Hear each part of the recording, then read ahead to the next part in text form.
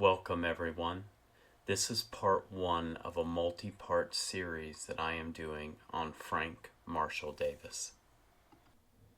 This is a rather long section since it is a summary or overview of what we're going to cover, so I'm going to get right into it.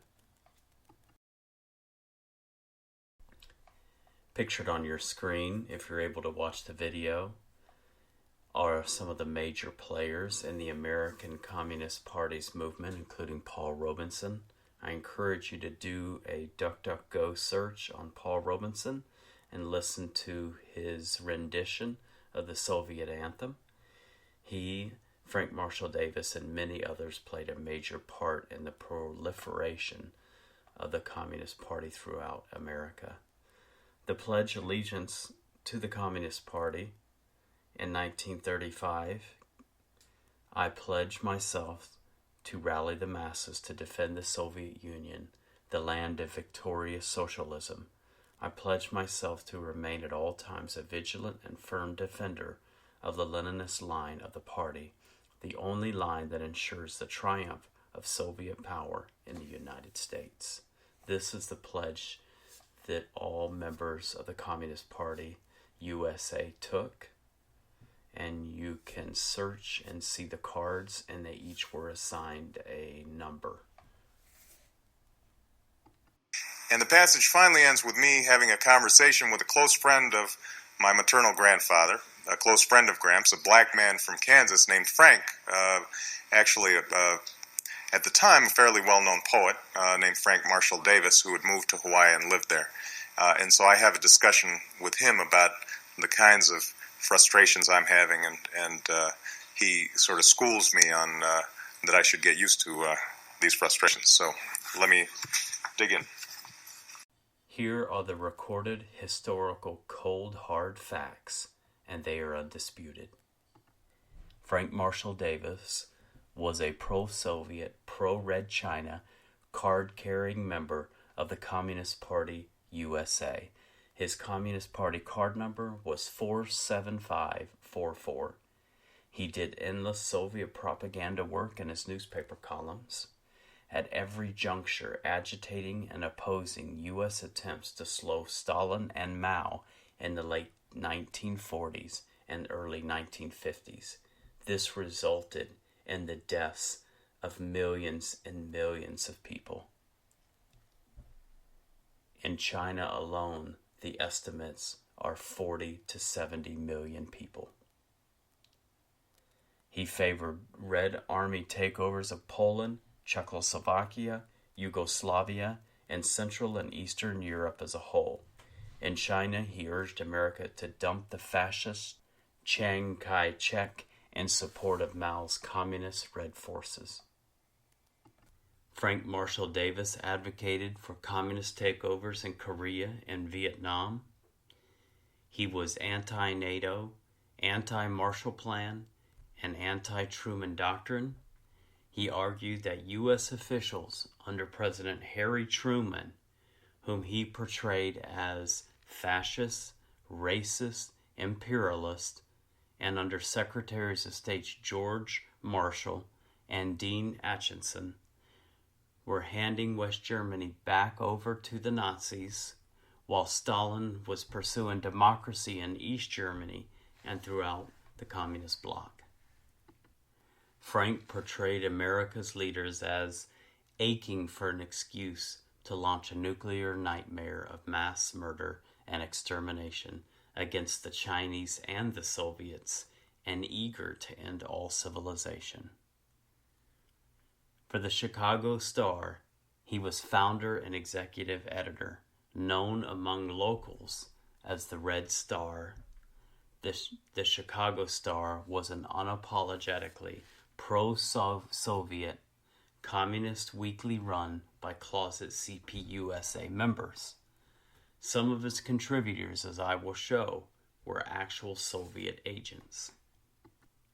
Certain contributors and even some board members, dear friends and mentors of Frank, had not only been trained in Moscow, but took up full-time residence there. In the Chicago Star, Frank Marshall Davis and his comrades mocked the claims of Winston Churchill, whom Frank detested, that an iron curtain was being erected by Stalin in Europe.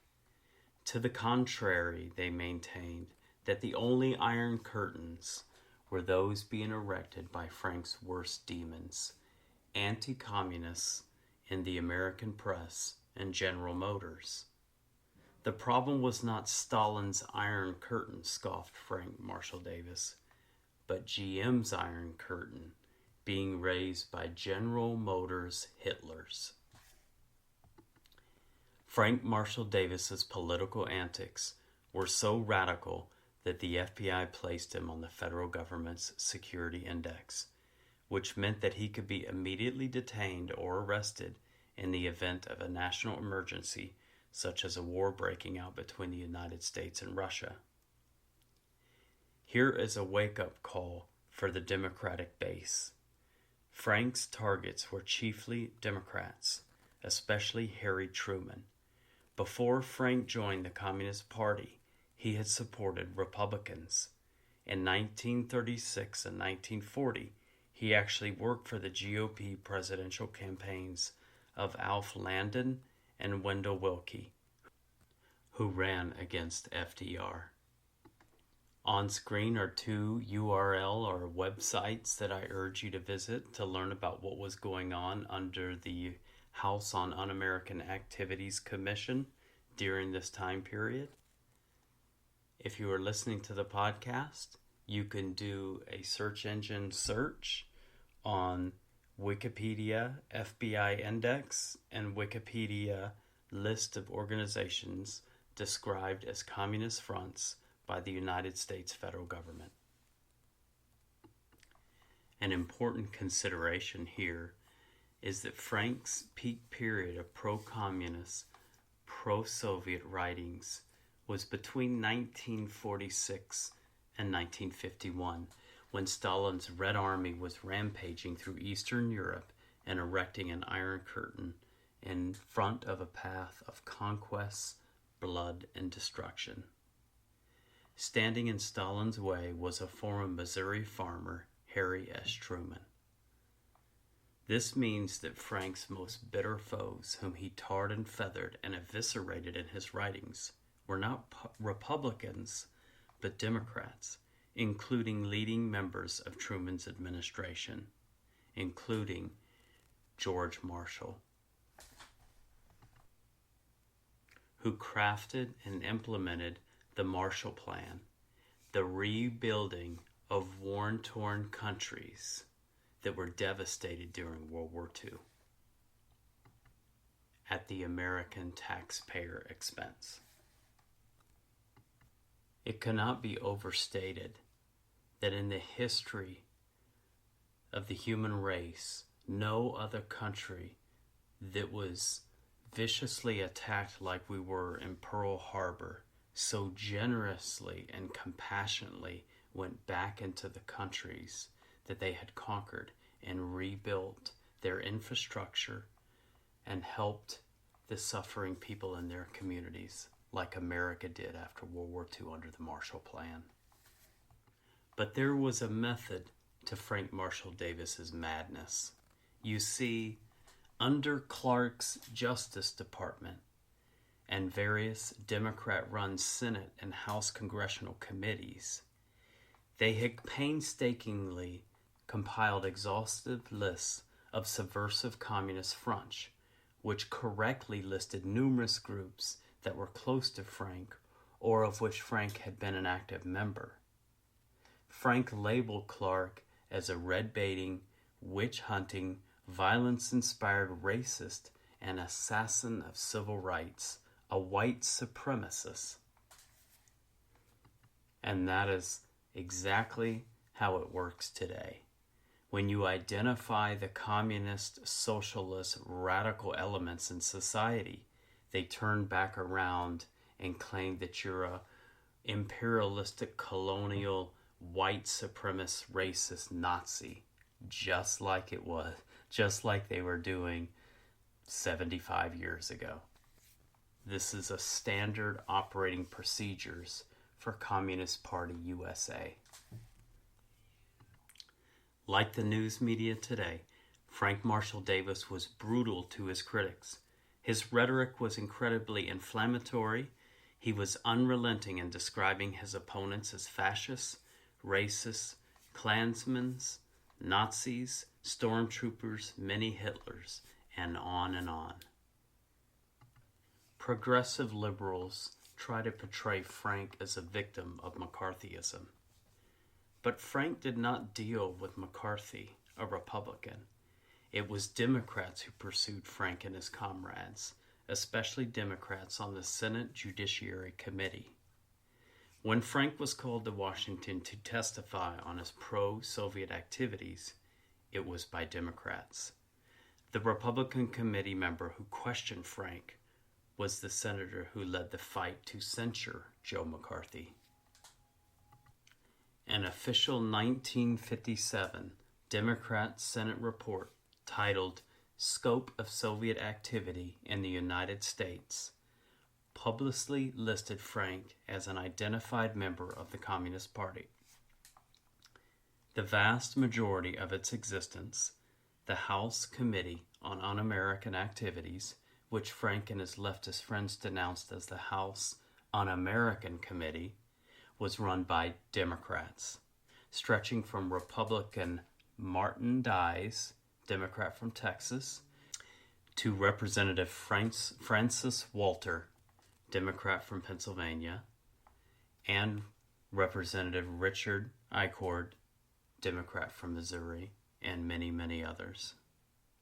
Critics of this analysis looking for an anti-Democrat bias are in for a shock. It was Frank Marshall Davis himself who displayed the worst bias toward Democrats.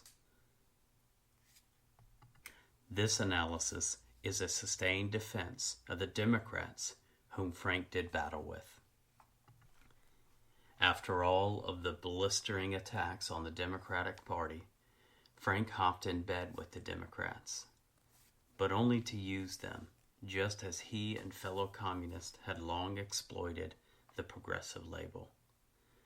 Once the Hawaiian Communist Party went underground, with Henry Wallace's Progressive Party having collapsed, Hawaii's Reds changed their tactics, concentrating instead on infiltrating the Democratic Party, even running their members in local elections to seize delegate positions. One of those who not only urged this tactic, but was himself elected to a Democrat precinct was Frank Marshall Davis. For America's Reds, it was the start of a long march to operate within the Democratic Party, transforming it from the party of Harry Truman and John F. Kennedy to the party of Nancy Pelosi and Barack Obama. Smack dab in the middle of this political theater, Frank Marshall Davis came into Barack Obama's life in the 1970s. Importantly, his deep roots in the far left had not dried up by the time he was sharing his life's wisdom with young Obama.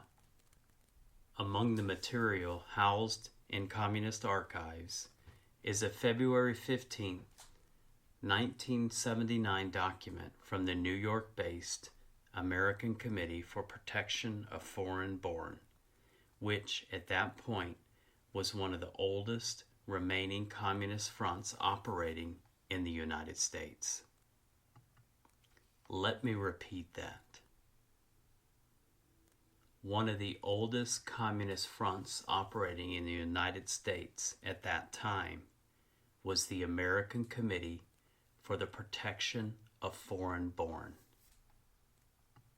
The 78th Congress had identified the American Committee for the Protection of Foreign Born as a communist front back in 1944 in its seminal 2,100-page investigative report of front groups. The report noted that the ACPFB was founded by the Communist Party in order to exploit racial divisions in the United States for its own revolutionary purposes. Let me repeat that. The report noted that the American Committee for the Protection of Foreign-Born